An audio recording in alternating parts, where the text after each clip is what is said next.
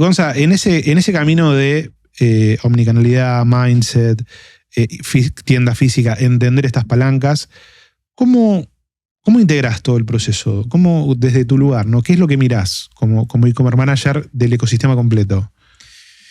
Del completo, lo bueno, nuestras oficinas están en una tienda, ¿no? Están en una tienda física. Entonces, que para mí es espectacular, porque puedo estar viendo real time lo que pasa en el sitio, con las marcas, con que se vende más, con lo que está pasando en la tienda en el momento. O sea, puedo ver la gente caminando, qué está viendo, qué producto toca, qué mira. Si hago una promo en particular, si están yendo más a ese sector, caminamos la tienda. Bueno, esto es lo que hablábamos recién. Hicimos la promo, mira, están yendo para allá. Sí, bueno, algo que nosotros hacemos es caminar la tienda. O sea, algo tan tonto como decir caminatas es espectacular. Cómo la están viendo. Nosotros, aparte, con el tipo de producto que tenemos, a veces es siempre el mismo ejemplo cuando me preguntan. Pisos. Vender pisos. ¿Quién te va a comprar 200 metros cuadrados de pisos sin ir antes a ver cuál es el piso, la textura, el color? Es muy complejo, ¿no? Una compra grande. Entonces, algo que nos pasa mucho es entender, bueno, qué está pasando y cómo tenés que ver cuál es el comportamiento de venta de la tienda física. Obviamente que tenemos a veces muchas particularidades que no se nos dan de la misma manera, ¿no? La tienda, obviamente, en general vende mucho de material, obra gruesa y demás, que es raro que se venda online ese tipo de producto. Entonces, sacando eso y yendo al resto de las familias que nosotros manejamos, una de las cosas que más miramos es eso. Yo, particularmente, como e-commerce manager, miro muy de cerca los productos ganadores de las tiendas, la venta de la tienda, qué se está viendo, qué se está caminando o cómo lo está percibiendo la gente a los productos en sí. Que eso no lo tengo en ningún dashboard, es eso, ¿no? Es la realidad dándotela en la cara todo el día. Las líneas de caja, las veo desde donde estoy yo sentado, veo la línea de caja y voy viendo si más o menos coinciden ciertos horarios con cosas que vamos haciendo nosotros. Después, obviamente, lo que tiene que ver hoy con stocks, ¿no? Y rotación de stocks y lo que tiene que ver con el abastecimiento de las tiendas. Cuando vos pensás en la omnicanalidad esta que te decía, nosotros tenemos un porcentaje muy alto de gente que va a retirar las tiendas físicas. Entonces, ¿cómo nosotros estamos abastecidos en esas tiendas o cómo logramos que las tiendas estén con un buen surtido, un surtido sano particularmente, y esa rotación de inventario para nosotros es clave? Que a veces cuando tenés un negocio full digital, estás solo enfocado en tu bodega y lo tenés todo muy, muy particularmente en sistemas y lo ves ahí. Y yo creo que hoy a mí me juega muy a favor esto que te mencionaba de la cercanía o entender si el cliente va a tener una buena experiencia, ya me puedo adelantar a eso también. Y después indicadores que vemos y que pasan al revés, ¿no? Porque vos me decís, ¿qué ves vos? También gran parte de lo que yo puedo proveerles de información a las tiendas. Y eso también me parece fundamental. Bien, eso me gusta. Muchas veces se agarran de esto, ¿no? De productos ganadores, a veces empiezan a hacer trend. Nos pasa mucho de alguien que por ahí vio algún producto en la web, hizo, no sé, influencers. No pagos, ¿eh? O sea, te agarraron un producto, un acolchado, me compré esto en la web, me acaba de llegar, papá, lo publicaron y de repente decir, che, mirá, este producto no lo teníamos mapeado como ganador, lo levantaron, nosotros lo tenemos como ganador en online y cómo lo podés mover de la tienda para darle una mayor visibilidad y que ese producto pase a ser ganador. Eso a mí me encanta, primero porque sentís la influencia directa del canal y cómo se refleja en el negocio físico. Que a veces, viste, que un poco que te pasa cuando estás en estructuras grandes, que a veces sentís que por ahí tu laburo no lo ves tan reflejado en el negocio, en el día, en el número concreto. Bueno, acá te diría pasa todo lo contrario. Vos podés proveer de información muy rápidamente, muy concreta a nivel números y métricas, y que eso tome una definición en la tienda física y que la tienda física empiece a tomar de ese producto y convertirlo también en un producto ganador cuando no lo era para la tienda física. A mí me parece que eso también te da como un tacto con los dos canales, ¿no? Que se conversan al mismo tiempo y que pueden convivir muy bien ese tipo de productos. Obviamente, te puedo dar ejemplos que tampoco han salido bien, pero muchos de esos sí salen bien y creo que proveer todo ese tipo de información y que esa data sea accesible y fácil de entender también principalmente para muchas personas, me parece que también juega muy a favor para para el cliente, ¿no? Todos terminan ganando en ese sentido. ¿Crees que es el mismo consumidor o son distintos? En nuestro caso es distinto, el cliente es distinto. Quizás si te lo hago, te digo, ¿cuántos de nuestros clientes compran en tienda? Gran parte de nuestra base de clientes online son compradores en tienda. ¿Okay? Gran parte de nuestros clientes online son compradores en tienda, al revés no tanto, pero cuando empezás quizás a hacer más granular en la información por familias o determinado tipo de productos, te das cuenta que sí hay una cierta correlación entre los clientes online y los clientes de la tienda física. Acá tengo que ir quizás a algo mucho más específico, pero nosotros tenemos clientes especialistas o clientes que nosotros los llamamos clientes pro. Y en ese caso sí hay mucha correlación entre nuestros clientes. Es decir, el cliente más omnicanal que nosotros tenemos es el de mayor alto valor, ¿no? El tipo que te compra en la tienda y en online, ticket promedio mucho más alto, una frecuencia de compra mucho más alta. Entonces, cuidar ese cliente omnicanal para nosotros es fundamental. Después está esta parte que hablábamos antes de que como a veces es difícil medir, nosotros tenemos ¿cuánto te diría? El 90% de nuestro tráfico, como en general en los e-commerce pasa que entre el 80 y el 90% del tráfico son visitas que están el llamado vitrineando, ¿viste? Viendo producto, revisando un poco ahí, no navegan logueados. Entonces, entender ese comportamiento y después cómo llega a la tienda, parte de lo que comentábamos antes, a veces de cómo poder cruzar esa data, que a veces es compleja, pasa mucho. No sé cuánto de ese 90-80% que estuvo viendo productos finalmente después terminó comprando, porque no tengo todos los elementos para cruzártelo. Ahora, de los que sí puedo ver, hay una correlación gigantesca y en ese caso sí te diría sobre una base más chica de clientes, ese tipo de cliente es el que obviamente queremos potenciar, ¿no? El cliente que tuvo las dos experiencias y obviamente las dos experiencias fueron buenas, es un cliente que es absolutamente fiel y un cliente que está muy por encima de la media del resto de los clientes que nosotros tenemos. Bien, así que hacia eso apuntamos. Si la experiencia es buena, el cliente sigue comprando. Total. No hay mucha ciencia. Sí, totalmente. Sí. No hay mucha ciencia. ¿Cómo? Sabes que al revés es muy difícil de remontar cuando la experiencia es mala. ¿Qué puede fallar en tu rubro?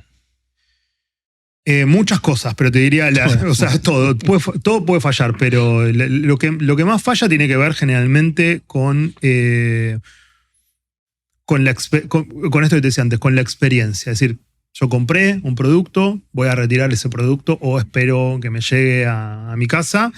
Y el principal tema que tenés es, me dijiste que llegaba el miércoles y el miércoles no llegó, ¿no? Y te puede llegar el jueves o te puede llegar el miércoles de la semana. O sea, eso pasa y eso lo tenés latente. Entonces, nosotros lo tenemos bastante bien aceitado. Nuestras métricas, obviamente es un KPI a seguir, es un KPI que nos duele, es un KPI que tenemos, nos va muy bien, pero dentro de los volúmenes masivos que tenés, siempre vas a tener un grupo de clientes que puede caer en esa mala experiencia. Esa puede ser una. En la entrega en la tienda, que también te pase algo, que el producto no sea lo esperado. Otra de las cosas que pasa mucho es eso, es transmitir desde el online algo que después a la realidad no lo es, por una foto que el color salió quemado, entonces pensaste que era blanco y era cremita, entonces lo fuiste a retirar y no era lo que esperabas, o que la calidad del producto no la lográs transmitir correctamente, o que las medidas del producto las tenías mal publicadas y después no eran las que te entraba a la heladera en el hueco que tenías. Un montón de cosas. O sea, por eso digo que las cosas salgan bien dependen de un montón de factores que hoy uno asume que por default tienen que estar bien, pero mucho puede fallar en el proceso, son muchos.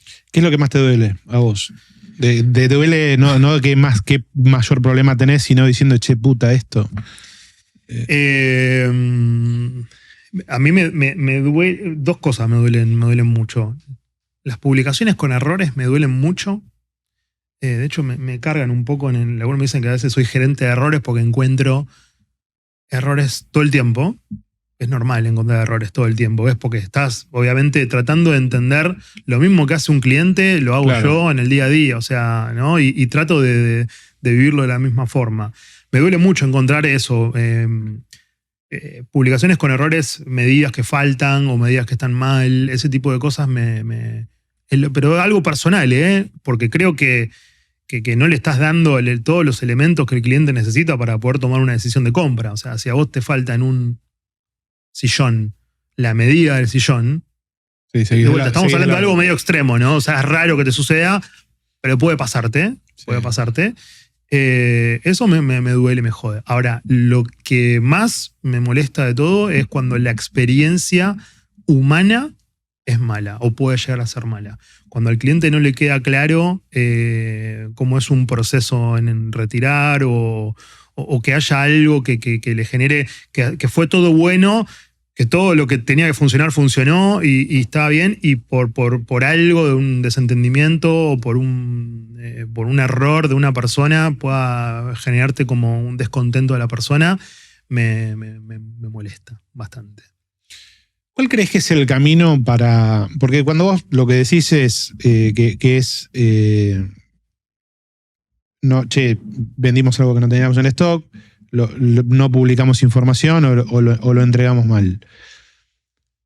¿No debería dejar de pasarnos ya? Sí. ¿Y por qué sigue pasando? Tengo que retrotraerme a 6 preguntas atrás. Sigue pasando primero porque todavía tenés muchos procesos con mucha manualidad en algunos casos.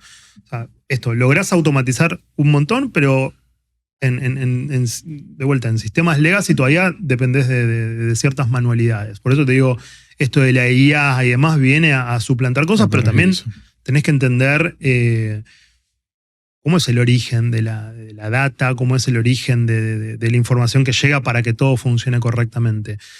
¿Tiene que dejar de pasar? Sí, pero no deja de haber mucha interacción humana en el medio. Entonces, al haber mucha interacción humana, estamos susceptibles al error continuamente. Y de vuelta, cuando vos estás hablando de tener 20.000, 30.000 SKUs o miles de órdenes de compra por día o millones de visitas y demás, hay cosas que pueden funcionar mal. Por eso yo te estoy dando ejemplos muy extremos y no es que nos pasa todo el tiempo, pero pasan y agarrá, no sé, la que piensas vos de referencia hoy de e-commerce de Argentina, ¿no? Llévalo a ese punto y por ahí, no sé, si es un marketplace. Bueno, estás supeditado a sellers, ¿no? El seller con carga. Hay herramientas que obviamente te permiten subir automatizado tu catálogo, las fotos y demás. Pero hasta que vos no tengas todo eso 100% automatizado, con IA, con sistemas, con plataformas y demás, donde haya manos, hay susceptibilidad al error. Está claro que va desde ese lado. Cuando tu escala es más baja, estás mucho más atento a esos errores. Cuando tus escalas crecen mucho, los tenés. De vuelta, te estoy hablando que por ahí llevarlo a los niveles. Nuestros niveles por ahí de entrega están cercanos entre el 97 y el 100%, ¿no? 98, 100% son nuestros KPIs digo, ese 2% en los volúmenes de miles no dejan de ser experiencias negativas. Y como esto pasa, una experiencia negativa, o sea, me ha pasado, no ahora en Soy, pero en Falabella, una experiencia negativa de una persona que era influencer, que te levantó, te puede explotar por un caso. Sí, o sea, está claro que te puede explotar por igual un caso. Igual es muy difícil, yo siempre digo esto, ¿no? Y digo, estamos en una industria que todavía está en pleno diseño. Sí. Entonces es muy difícil que nada falle. Total. ¿No? Total. Y cuando hablas de escala y hablas de volumen, ¿qué está primero para vos? ¿La capacidad o la venta? ¿De dónde sale esto?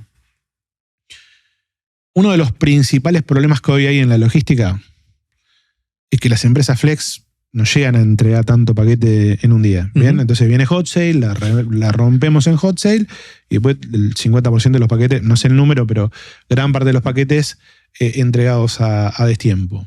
Malas experiencias, calificaciones, etcétera, etcétera. Ahora, eso ya lo sabíamos antes de arrancar, sí, ¿no? Pero estamos como muy seteados en vender, y a veces la capacidad la damos por hecha, diciendo, si vendemos 1.000 o si vendemos 50.000 no es lo mismo. ¿Cómo manejas esa dinámica vos? O si, empujo la venta o ¿qué es lo que te pasa con eso? Yendo a lo personal, nosotros laburamos mucho en la planificación. Mucho. O sea, un evento... Capaz que te digo todos, no lo sé, porque no sé cómo lo arman, pero un año antes ya estás empezando a ver las compras y meses antes ya estás viendo las curvas de venta. Nosotros tenemos niveles de curva por hora, unidades por hora de cada uno de los días del evento. De vuelta, planificación. Sí. Después el evento te puede encontrar en cualquier otra circunstancia, ¿no? Pero desde la planificación, para que todo más o menos cuadre con los volúmenes de operación que vos tenés. ¿Ok? Eso. Ok, pero vas a mirar el número del volumen de operación. Sí. O sea, nosotros lo vemos. Ahora, después, obviamente, la que manda es la venta. La que manda es la venta. Si vos me estoy pasando 30%, 40% del beneficio. Es un happy problem en ese punto, como lo vemos. Ahora, Okay. ¿Cómo lográs que ese happy problem de estar 40, 30, 50% por encima de lo que vos tenías planificado? Eso sí creo que tiene que ver con la flexibilidad que tengan ciertas compañías para poder moverse en ese entorno de complejidad. Como la mayoría de las empresas que están en este tipo de eventos son pymes que dependen de logísticas tercerizadas, dependen de un montón de cosas que no controlan, suelen tener una mayor tasa de reclamos, mayor tasa de problemas, justamente por no poder controlar todo. En nuestro caso, pasa lo contrario. Nosotros, nuestra logística, tenemos nuestra propia entrega, contamos con mucho músculo propio como para poder saber hasta dónde nos movemos. Entonces yo puedo decir, bueno, ¿sabes qué? Meto un doble turno de esto, que se acomoda con esto, entonces logro solventar gran parte del problema. Por eso cuando hablábamos antes de pandemia, en pandemia estabas muy limitado por un montón de cosas, vendías, las tiendas no las tenías abiertas, pasó un montón de cosas que no controlabas. Ahora, en la medida de lo posible, nosotros tratamos de movernos con un entorno de mucha planificación y luego tratar de acomodar un poco esas problemáticas con nuestro músculo propio. A veces tampoco podés cumplir al 100%, pero más o menos va por ese lado.